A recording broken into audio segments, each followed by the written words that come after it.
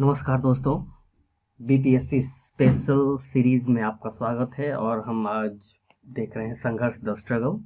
आज BPSC special में हम लोग बात करेंगे बिहार की नदी। हम लोग यहाँ बीपीएससी स्पेशल में हम लोग बिहार की ज्योग्राफी पर बात पढ़ रहे हैं। आज हम लोग बात करेंगे बिहार की नदियों पर। बिहार की नदियाँ, नदी बेसिन एवं उसकी नदियाँ।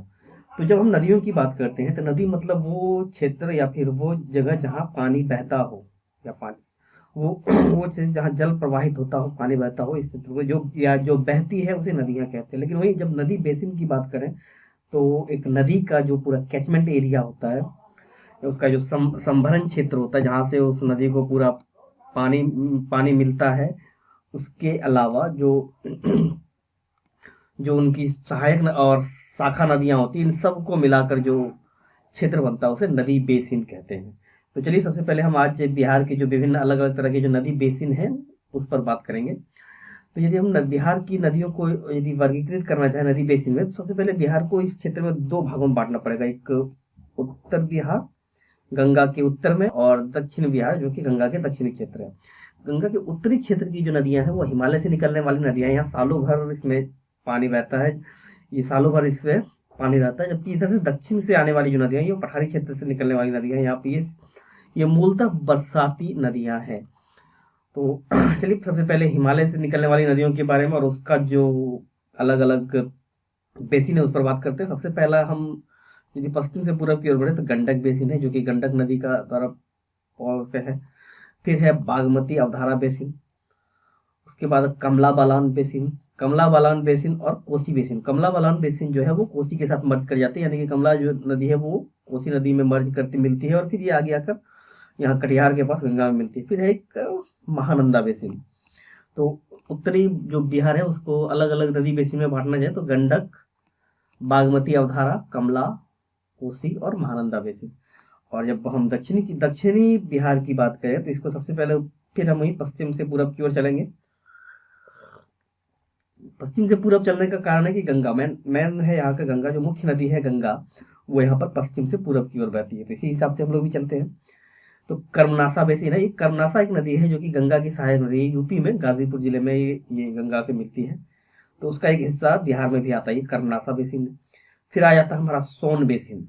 आप ये देख सकते हैं, ये पूरा इलाका ये सोन बेसिन है।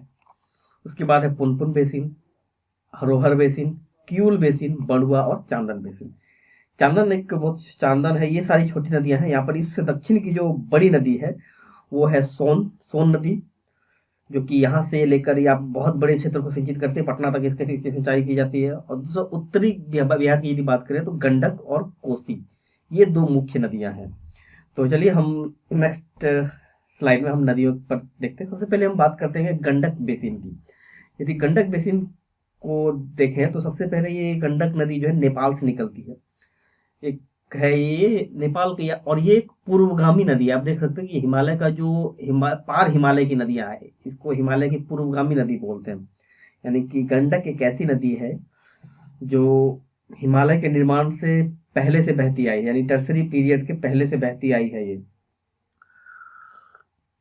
इसका प्रमाण है कि यहाँ पर टेथिस सागर, गंडक नदी में टेथिस सागर का जो अवशेष है, जीवाश्म है, वो अभी भी पाया जाता है। जैसे हम लोग हिंदू धर्म में एक शालिग्राम की जो बहुत मान्यता है, जो ठाकुर जी जिसको बोलते हैं, काले रंग का एक पत्थर होता है, वो वास्तव में टेथी सागर में जो छोटे छोटे जीव थे उसका फॉसिल है, उसका जीवाश्म है।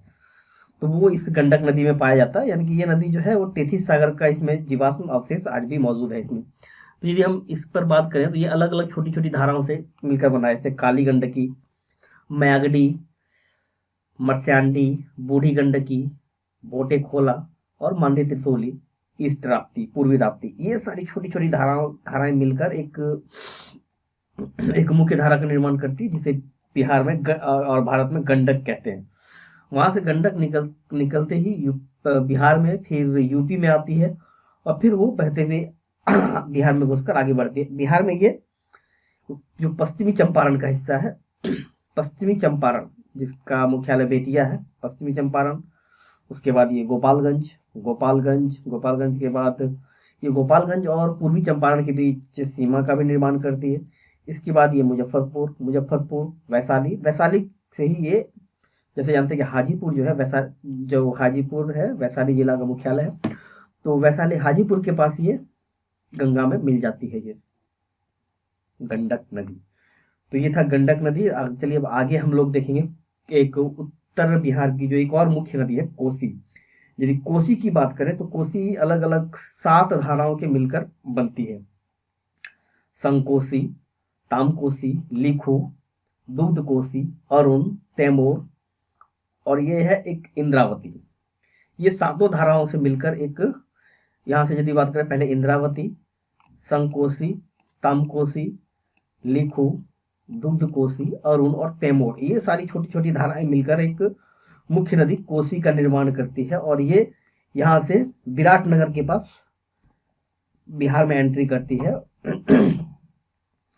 और ये जो नदी है कोसी, ये अपना धारा बदलने के लिए बदनाम है। धारा बदलने का मुख्य कारण होता है क्योंकि ये जो गंगा, अब जैसे यहाँ पर देखिए ये जो नदियां हैं पहाड़ी नदियां हैं, अपने साथ भारी मात्रा में अवसाद और पानी ले, नेपाल जो हिमालय क्षेत्र में भारी वर्षा होती है और गर्मियों में, और एक तो बारिश है, उसके बाद यहाँ पर ये जो यहाँ का जो पहाड़ है वो कच्चा पहाड़ है। यहाँ पर अपने साथ भारी मात्रा में अवसाद लेकर निकल चलते हैं। और चूंकि पहाड़ी होने के कारण इसका स्पीड भी बहुत ज्यादा होती है, इसकी गति, पानी का जो गति है बहुत ज्यादा होता है। तो जैसे ही यहाँ से ये प्रवेश करती है मैदानी क्षेत्रों में, ये मेंडरिंग करने लगती है, विसर्पण करने लगती है। और कहीं जैसे विसर्पण शुरू होता है, अपना जो अवसाद है वो त्यागने लगता है, अवसादों का ढेर लग जाता है कहीं। अब जैसे ही आप नदियों को देखिए, जब नदियां मेंडरिंग करती है या विसर्पण करती है तो वो अपने साथ अवसादों को छोड़ने लगती है, अवसादों का ढेर लगा देती है, और वो एक प्राकृतिक तटबंध का काम करने लगता है। और ये अपना कोसी जो है अपना रास्ता बदलने लगती है। अभी आप देख सकते हैं यहाँ पर करछा और कमला बलान, ये 2 नदियां गंगा में मिलती है आगे, और ये फिर यहाँ कटिहार के पास गंगा में मिल जाती है। ये है कोसी। तो अब चलेंगे हम लोग, बात करेंगे सोन की। सोन दक्षिण में आएंगे, और जब हम सोन नदी की बात करेंगे तो आप देख सकते हैं ये पटना के पास एक कोइलवर एक स्थान है जहाँ पर ये गंगा में मिलती है। ये काफी लंबा बड़ा एरिया है जो ये सींचती है। ये काफी पश्चिम बिहार का जो है बहुत बड़ा हिस्सा, क्योंकि ये बहुत ही कम वर्षा वाला क्षेत्र है। ये बिहार में यदि सबसे कम वर्षा रिकॉर्ड की जाती है औरंगाबाद में। तो सोन नदी की हम जब बात करें तो सोन नदी की जो उत्पत्ति है ये यहाँ पर अमरकंटक के पास से होती है। यहाँ से नर्मदा, ताप्ती और यही दक्षिण से महानदी की भी उत्पत्ति होती है। तो चलिए हम सोन के बारे में बात करेंगे। सोन, तो ये है सोन, यहाँ से निकलती है, और ये इसके साथ एक रिहंद नदी भी यहाँ जुड़ जाती है जिस पर रिहंद परियोजना है। और फिर ये आगे चलकर बिहार में इस क्षेत्र में आके यहाँ पटना के पास कोइलवर में मिल जाती है ये। अब चलिए जो उत्तर बिहार की जो नदियां हैं, नदियों के द्वारा जो बनाया गया अलग अलग बेसिन है, उसको एक इस तरह से भी देख सकते हैं, क्योंकि आप नदियों का जो जाल देख रहे हैं यहाँ पर, ये महानंदा बेसिन, इधर से कोसी बेसिन, ये कमला है, कमला नदी है, कमला बलान जिसको बोलते हैं, बागमती अवधारा का ये क्षेत्र है, और ये बूढ़ी गंडकी है, बूढ़ी गंडक है, और ये गंडक और बूढ़ी गंडक भी जाके गंगा में मिलती है। ये सारा, और यहाँ पर घाघरा, ये आप देख सकते हैं इतनी सारी नदियां जो हिमालय से निकलती हैं और यहाँ आके गंगा में मिलती है, जिसके कारण बिहार हर साल बाढ़ की चपेट में आता है। और ये नदियों का उफान पर जब बारिश होती है नेपाल में, और उसका बाढ़ का खमियाजा बिहार को भुगतना पड़ता है। तो अब इनके बाद हम चूंकि सोन देख चुके, अब हम देखेंगे गंगा की बात करेंगे। तो गंगा बिहार में बहने वाली सबसे प्रमुख नदी है, बिहार क्या पूरे भारत की सबसे प्रमुख नदी। तो चलिए हम बात करेंगे गंगा बिहार के किन किन जिलों को छूती हुई आगे निकलती है। गंगा जो है वो बिहार की सीमा में छपरा में प्रवेश करती है, और छपरा में घाघरा और गंगा घाघरा आके यहाँ पर मिलती है, छपरा और आरा की सीमा बनाती है, आरा छपरा। हालांकि ये बक्सर से लगती हुई यहाँ पर आ जाती है, बक्सर ही इसका सबसे पहला जिला कहेंगे जो गंगा से लगती है, लेकिन जो मुख्य अंदर बिहार में यदि घुसती है तो यहाँ पर ये छपरा और आरा के सीमा के पास ये घाघरा और गंगा एक संगम बनाती है, और फिर यहाँ से आगे बढ़ती है। तो इस गंगा से लगने वाले जिले हैं, पहला है बक्सर, आरा, पटना, ये दक्षिण की बात हम कर रहे हैं, लखीसराय, भागलपुर। और यदि उत्तर की बात करें गंगा सागर में, तो छपरा, हाजीपुर, समस्तीपुर, बेगूसराय, खगड़िया,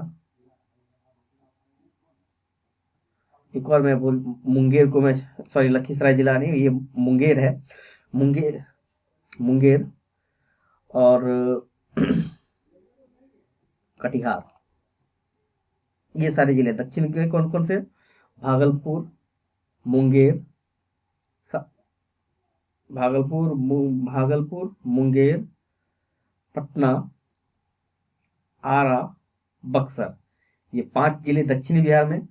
और उत्तर की यदि बात करें तो छपरा, हाजीपुर, समस्तीपुर, बेगूसराय, खगड़िया और कटिहार, 6, 5, 11 जिले हैं जो कि गंगा से सीधा, गंगा के साथ सीमा बनाती है, जिसमें कि भागलपुर जो है सबसे लंबी सीमा बनाती है इसकी।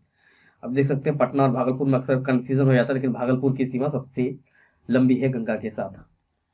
तो चलिए, अब जब गंगा नदी की बिहार में बात हुई है तो गंगा का पूरा एक मैप देख लेते हैं। गंगा यहाँ उत्तराखंड में गोमुख या गंगोत्री से निकलती है, हरिद्वार, इसके पास आने वाले, इसके किनारे जो बसने वाले शहर हैं, हरिद्वार है, मुजफ्फरनगर थोड़ा दूर है, मेरठ, बरेली भी दूर है, अलीगढ़ भी दूर है, लेकिन इसी रास्ते में इसके सिंचित क्षेत्र में पड़ते हैं ये सारे। कानपुर, इलाहाबाद, मिर्जापुर, वाराणसी, आरा, पटना, भागलपुर, बहरामपुर और कोलकाता, हल्दिया, ये सारे शहर जो हैं छोटे बड़े, ये गंगा के किनारे पड़ते हैं। ये जो कलकत्ता, ये बंगाल के जो शहर हैं, हल्दिया, कोलकाता और बहरामपुर, ये हुगली नदी, क्योंकि आपको जैसे पता है कि गंगा जो है यहाँ आकर 2 भागों में बढ़ जाती है, 2 मुख्य धाराओं में बढ़ जाती है, एक हुगली और पद्मा। पद्मा चली जाती है बांग्लादेश और हुगली रह जाती है भारत में।